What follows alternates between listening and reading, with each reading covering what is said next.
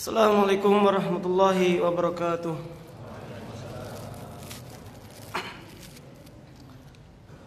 Innal hamdalillah nahmaduhu wa nasta'inuhu wa nastaghfiruh wa na'udzu billahi min shururi anfusina wa sayyiati a'malina.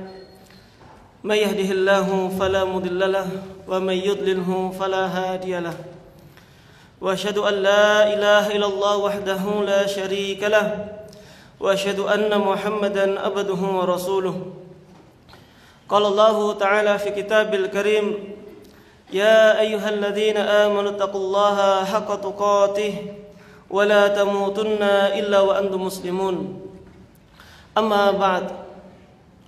Kaum muslimin rahimani wa rahmakumullah, marilah kita panjatkan puja dan puji syukur kita kehadirat Allah Subhanahu wa taala atas segala kenikmatan yang diberikan kepada kita semuanya, nikmat iman Islam, nikmat mudahnya menuntut ilmu, nikmat mudahnya kita mempelajari Al-Quran dan juga hadis-hadis Nabi Sallallahu Alaihi Wasallam dengan berbagai macam sarana yang dimudahkan oleh Allah Subhanahu Wa Taala kepada kita semuanya, baik itu daurah-daurah, kajian-kajian rutin, bahkan di rumah pun kita juga bisa menyaksikan daurah secara live.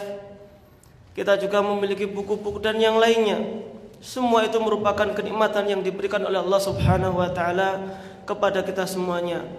Tinggal bagaimana kita bersyukur kepada Allah Subhanahu wa taala dengan memanfaatkan segala fasilitas tersebut dengan sebaik-baiknya agar kita memperoleh ilmu yang bermanfaat. Kemudian yang kedua, kita sampaikan salawat serta salam kepada Nabi kita yang mulia, Nabi Muhammad sallallahu alaihi wasallam beserta keluarga beliau, sahabat-sahabat beliau, serta orang-orang yang senantiasa istiqomah di atas sunnah beliau. Ikhwani fiddin rahimani wa rahimakumullah, sebagaimana disampaikan di awal tadi, bahwasanya pada pagi hari ini sesi yang pertama, yaitu kita akan membahas tentang tanda-tanda akhir zaman atau tanda-tanda hari kiamat.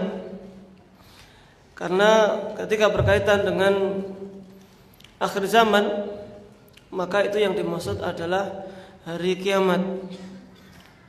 Dan mempercayai hari kiamat ini diantara bentuk keimanan kita kepada Allah Subhanahu wa taala. Tidak akan sempurna keimanan seorang muslim, seorang mukmin, sampai dia meyakini akan datangnya hari kiamat. Sebagaimana tatkala Rasulullah SAW didatangi oleh malaikat Jibril ketika bertanya tentang iman, akhbirni anil iman, kabarkanlah kepadaku tentang iman itu apa. Maka diantaranya adalah dengan beriman bil yaumil akhir, yaitu beriman dengan hari akhir. Dan juga beriman dengan hari akhir ini juga termasuk perkara-perkara ghaib yang mana kita semuanya tidak tahu kapan terjadinya, yaitu orang yang bertakwa, alladzina yu'minuna bil ghaib, yaitu orang-orang yang beriman tentang hal-hal yang ghaib, karena memang belum terjadi. Nanti suatu saat akan terjadi hari kiamat. Karena ini belum suatu yang terjadi, tidak bisa kita rasakan dengan panca indera kita, maka kita tetap wajib untuk mengimaninya. Karena ini datang langsung di Al-Quran, juga datang langsung di hadis-hadis Nabi Sallallahu Alaihi Wasallam, sehingga wajib bagi kita semuanya untuk mengimani. Adapun berkaitan dengan kapan sebenarnya hari akhir itu, akhir zaman itu, tidak ada seorang pun yang mengetahuinya. Gak boleh seorang pun klaim nanti hari kiamat 10 tahun lagi, 100 tahun lagi, atau 1000 tahun lagi, karena memang tidak ada yang mengetahuinya. Sebagaimana firman Allah Subhanahu wa taala dalam surah Muhammad ayat yang ke-18, fahal yanzuruna illa sa'ah an ta'tiyahum baghtah faqad jaa asyratuha fa anna lahum idza ja'atuhum dzikrahum. Dan tidaklah mereka itu menunggu melainkan hari kiamat Artinya ya selama kita hidup di dunia ini ya hakikatnya juga menunggu hari kiamat.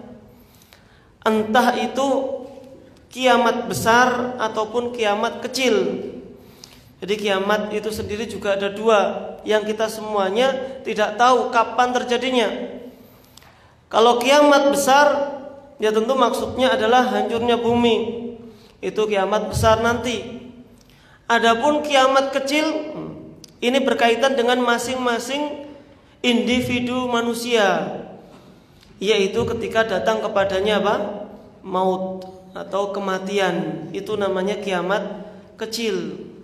Kita pun juga tidak tahu kapan terjadinya.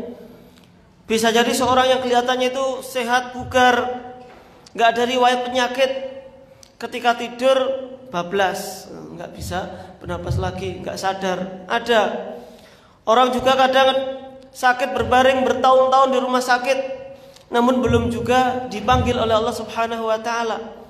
Karena memang manusia tidak bisa memperkirakan kapan datangnya kiamat ini, yaitu kiamat kecil atau kematian di sini.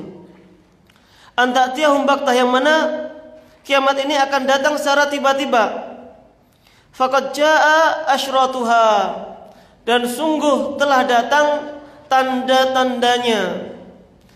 Jadi sebagian dari tanda-tanda kiamat, maksudnya di sini adalah kiamat yang besar nanti. Itu sebagian tanda-tandanya itu sudah ada. Fa anna lahum idza ja'atuhum dzikrahum. Maka apakah faedah bagi mereka kalau memang mereka sadar? Mereka baru sadar ketika kiamat sudah datang. Jadi tidak ada manfaatnya. Namun tatkala kita mempelajari asyratus sa'ah, tanda-tanda akhir zaman, tanda-tanda kiamat, sebelum kiamat itu sendiri datang, maka akan banyak manfaatnya atau banyak hikmahnya. Tapi kalau kita baru sadar itu setelah kiamat datang, ya apa gunanya? Tiba-tiba sudah kiamat. Dan juga yang menunjukkan tidak ada seorang pun yang tahu kapan terjadinya hari kiamat adalah firman Allah Subhanahu wa ta'ala dalam surah Al-A'raf ayat yang ke-187. Yas'alunaka 'anis sa'ah, mereka bertanya kepada engkau tentang as-sa'ah, yaitu tentang kapan terjadinya hari kiamat. Ayyana mursaha, qul innama ilmuha inda rabbi. Katakanlah wahai Muhammad, bahwasanya ilmunya yang tahu kapan hari kiamat itu datang itu hanyalah Allah Subhanahu wa ta'ala.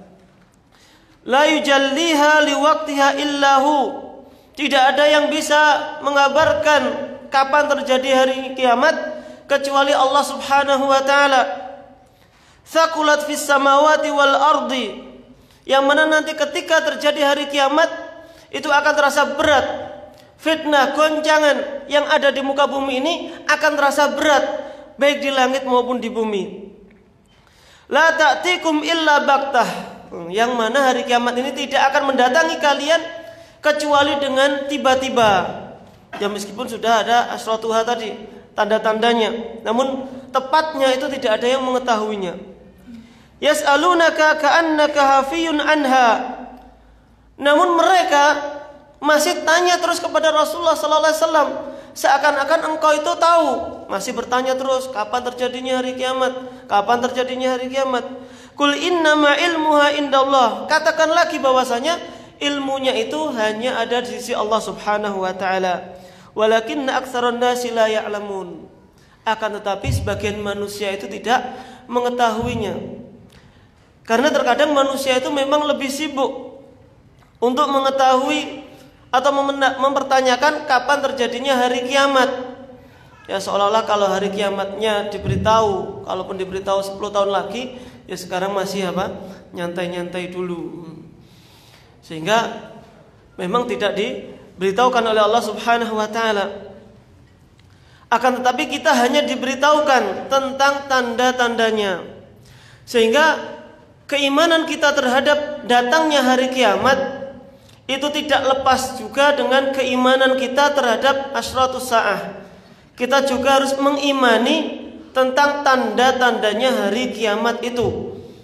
Jadi tidak cukup kita mengatakan, oh nanti akan ada terjadi hari kiamat, selesai. Namun di antara tanda-tandanya itu kalau memang sudah terjadi ya kita mengimani, itu berarti sudah dekat hari kiamatnya. Atau mungkin nanti akan ada tanda-tanda hari kiamat yang memang belum terjadi, namun juga harus kita yakini itu pasti akan terjadi sebelum terjadinya hari kiamat yang besar. Maka dari itu Al-Imam Al-Qurtubi rahimallahu ta'ala menjelaskan, qala ulama rahimahumullah, para ulama menjelaskan al-hikmah fi taqdimil asyrat, yaitu diantara hikmah kenapa didahului dengan tanda-tanda terlebih dahulu hari kiamat. Jadi tidak langsung terjadi, ada tanda-tandanya. Wa dilalatin nas 'alaiha, yaitu dan untuk menunjukkan manusia akan datangnya hari kiamat. Kenapa kok di sana ada petunjuk-petunjuk akan datangnya hari kiamat, tidak langsung saja. Di antaranya adalah hikmahnya tanbihun nasi min raqdatihim, yaitu untuk memperingatkan manusia, membangunkan manusia dari tidurnya. Artinya untuk mengingatkan manusia dari kelalaiannya. Kalau cuma sekedar nanti akan datang hari kiamat di waktu yang tidak terduga, itu mungkin akan banyak lupanya bahwasanya nanti itu akan ada hari kiamat. Atau mungkin bisa jadi kelama-kelamaan orang itu akan mengingkari akan adanya hari kiamat. Katanya akan ada hari kiamat, sampai sekarang kok belum terjadi. Kalau memang nggak ada tanda-tandanya, misalkan dulu sebelum tahun 2000 ada yang ngeramal kiamat terjadi tahun 2000. Setelah itu diramal lagi kiamat akan terjadi tahun 2012, sampai dibuat film misalkan, ataupun yang lainnya. Saking tingkat khayalnya itu udah level tinggi itu, sehingga menjadikan mengatakan kiamat itu sudah ya memang dekat, akan tapi mereka sampai menentukan waktunya. Atau 50 tahun lagi misalkan. Ya, ini suatu klaim yang tidak ada dalilnya. Wa hathihim 'alal ihtiyat li anfusihim bitaubah wal inabah. Dan juga kenapa dijelaskan tentang tanda-tandanya, hikmahnya adalah untuk sikap berhati-hati pada diri kita, sehingga kita pun bersegera untuk bertaubat kepada Allah Subhanahu wa ta'ala. Jadi tiap kali kita menjumpai salah satu tanda hari kiamat kok sudah datang, berarti kita harus segera siap-siap. Oh, ternyata tidak lama lagi, berarti saya harus segera bertaubat kepada Allah Subhanahu wa ta'ala. Itu agar kita tadi adalah bersiap-siap tadi. Itu diantara hikmahnya, yang mana intinya kita biar lebih siap-siap. Kapanpun datangnya hari kiamat itu kita sudah siap. Apalagi ketika kita benar-benar sudah melihat tanda-tanda hari kiamat.